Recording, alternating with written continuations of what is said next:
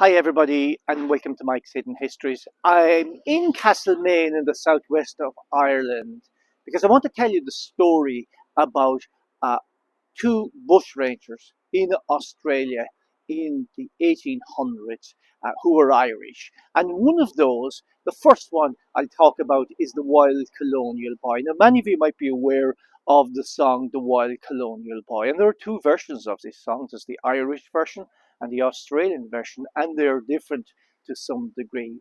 In the Irish version, the first four lines says there was a wild colonial boy, Jack Duggan was his name. He was born and reared in Ireland in a place called Castlemaine, and this is Castlemaine.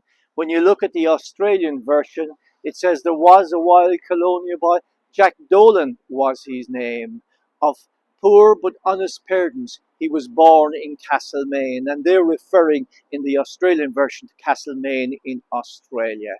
So the song became famous in the 1800s, and it refers to bushrangers or a bushranger, and probably a composite of characters, in fact, who lived in the 1820s, 1830s in Australia, and became famous uh, the with ordinary people who admired them as anti-establishment figures.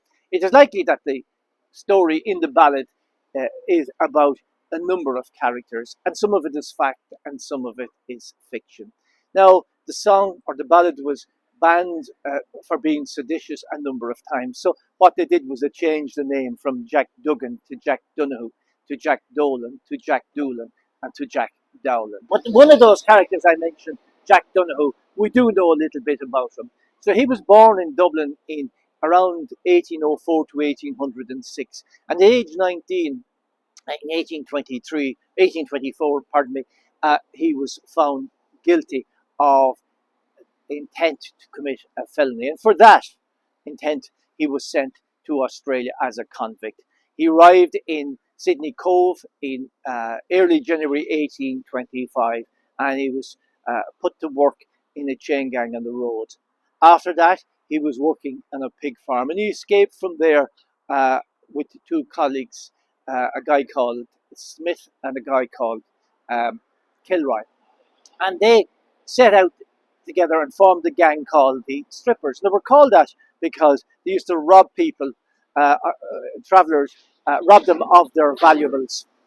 And it was said that Jack Donoghue was a flash dresser, so he robbed them of their best clothes, and he used to look well, and because of that, he became a character in Australia.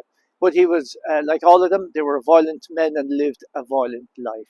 Now, in 1828, the three guys, Jack Donoghue, Smith, and Kilroy, were captured and arrested and were sentenced to hang for stealing three bullocks. Now, a week before the hanging was due to take place, Jack escaped. The other two guys, Smith and Kilroy, were hanged. Now, Duggan is out on the run. There's a price of £20 in his head. This increases to £200. He joins another gang called the Wild Colonial Boys.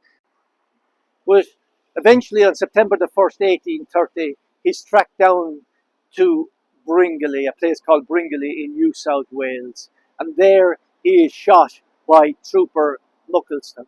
So that's the story of Jack Donoghue.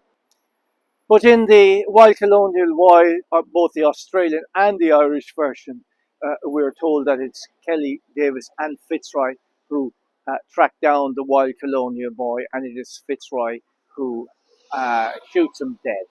So there's the story of the Wild Colonial Boy. The second bushranger I want to tell you about is Ned Kelly, and we certainly have very clear facts about the life of Ned Kelly.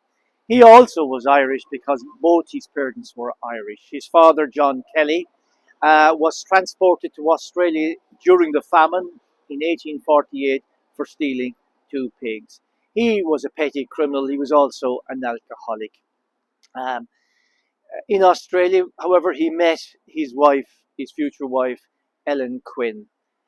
John himself was from County Tipperary. We don't know where Ellen is from, but she certainly was Irish. And in 1855, Ned Kelly was born into a family of seven. They lived in a little bush town called Avenel, and Ned's father died in 1866. And after that, Ned came under the influence of another petty criminal, Harry Power.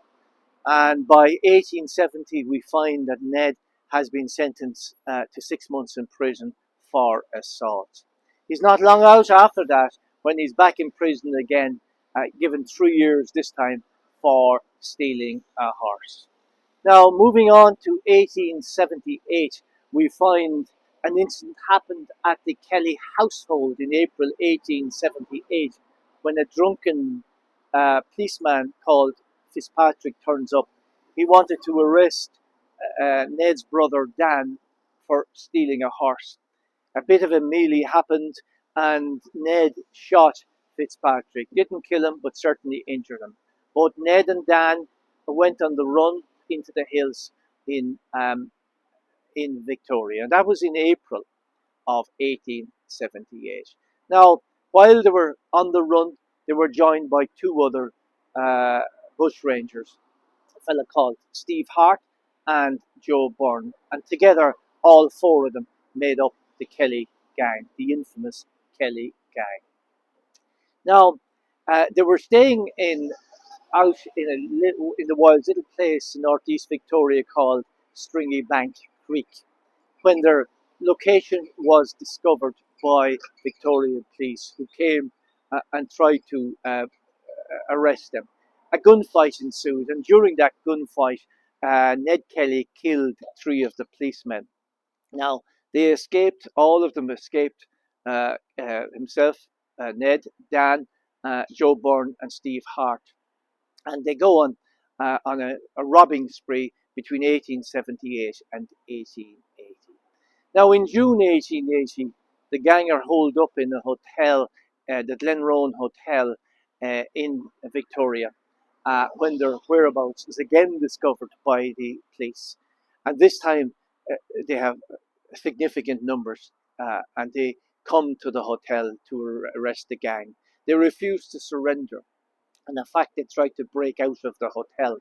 Um, uh, and there's during that breakout, and Ned's brother Dan was killed, Joe Byrne was killed, Steve Hart was killed, and there's the famous image to this day of Ned Kelly coated in armour, and the armour was made from ploughs, head to knees in armour, coming out of the hotel, shooting left and right. Eventually, he was brought down because he was shot in the legs, and he said, "I am done.